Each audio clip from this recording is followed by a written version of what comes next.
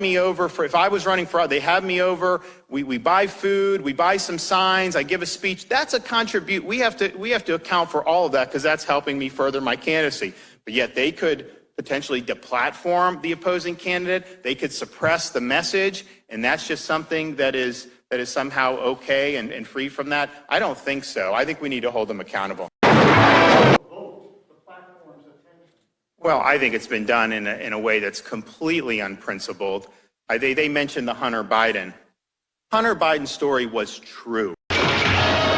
Okay, we now know it was true. And the typical corporate media outlets, they just chose to ignore it. Obviously, they wanted to beat Trump.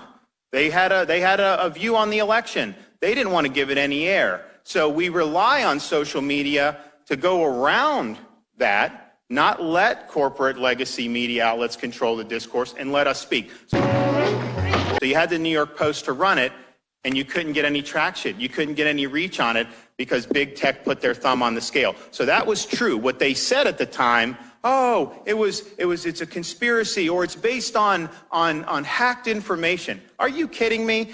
You're trying to tell me if there was hacked information that could damage me, you guys wouldn't print it? Give me a break. You can whiz on my leg, but don't tell me it's raining. You guys would print it every single day if you could, and big tech would allow it to proliferate every single day, 24/7. So it's not being done on a principled basis, and it's not. There's threats on me, and it only gets taken down if law enforcement goes and tells them to do it. Otherwise, it just stays up. They're not moderating any of that. So they haven't done a good job in it. The thumb's always on the scale in one direction, and we just need to bring some protection for folks. I really, really worry when you have a business owner that may rely on some of these tools to do small business. If they engage in wrongthink or they go to the wrong political event, then all of a sudden they can act in concert and just take you off. You need to have protection against that.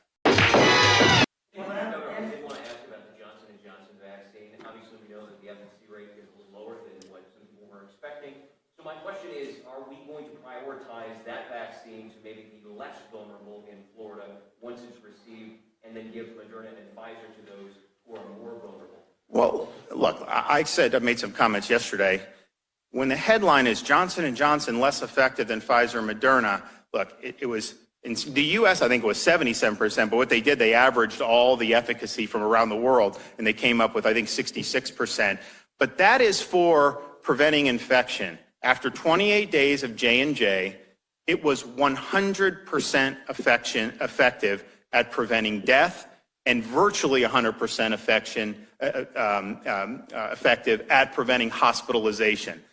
So to me, you have one dose, you take it, no freezing, just put it in the refrigerator. It potentially can be produced at a mass scale. This is remarkable good news. This is tremendous news. And yes, maybe you focus that on younger people and maybe offer the elderly the Moderna and the Pfizer, but the Moderna, that's a 28-day regimen too. I mean, that's not kicking in until probably even after 28 days.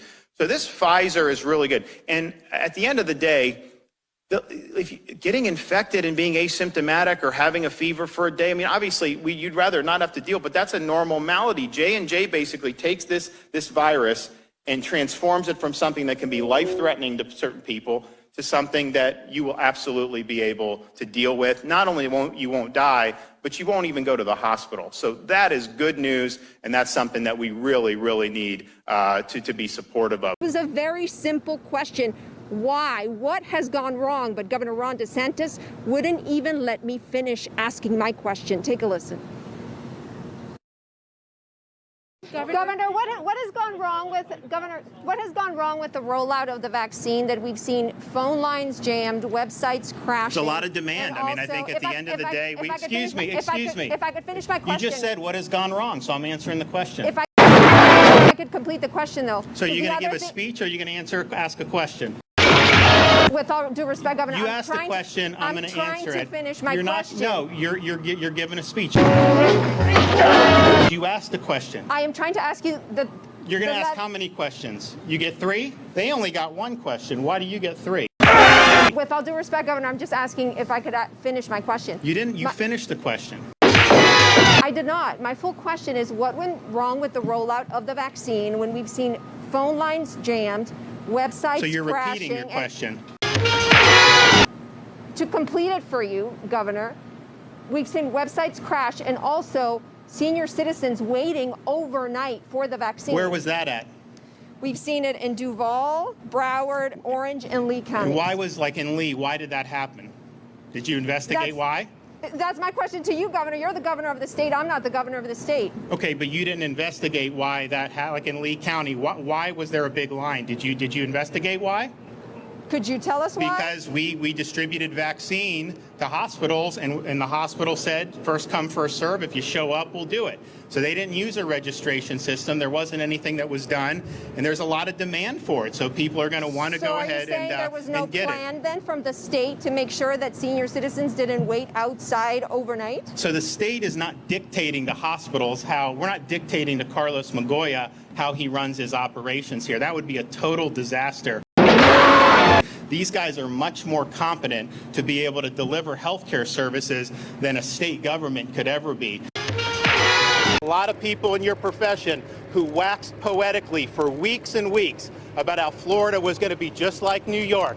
Wait 2 weeks, Florida's going to be next. Just like Italy, wait 2 weeks. Well, hell, we're 8 weeks away from that, and it hasn't happened.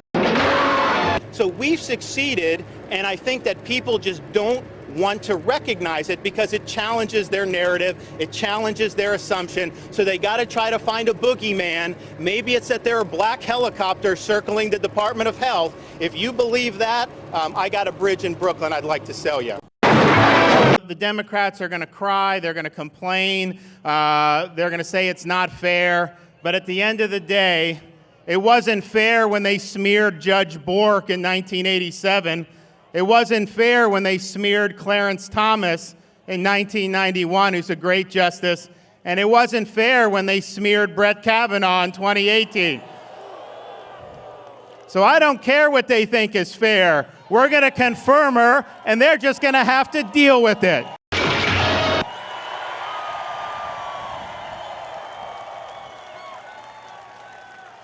Now they say, wait a minute, you can't fill a seat, you can't fill a seat, this is crazy, you can't do it. And I think about their whining, and you know, I almost think about my daughter who's 3 years old. One of her favorite things to do is to play board games. She likes Candyland, and she always wants to win. And man, when she wins, she's just so happy. But when she doesn't win, she cries. And I tell her, Madison, you can't cry when you lose. You just got to try to win next time. But she's still at that age. She doesn't quite understand that. But I don't think the Democrats have learned that lesson now.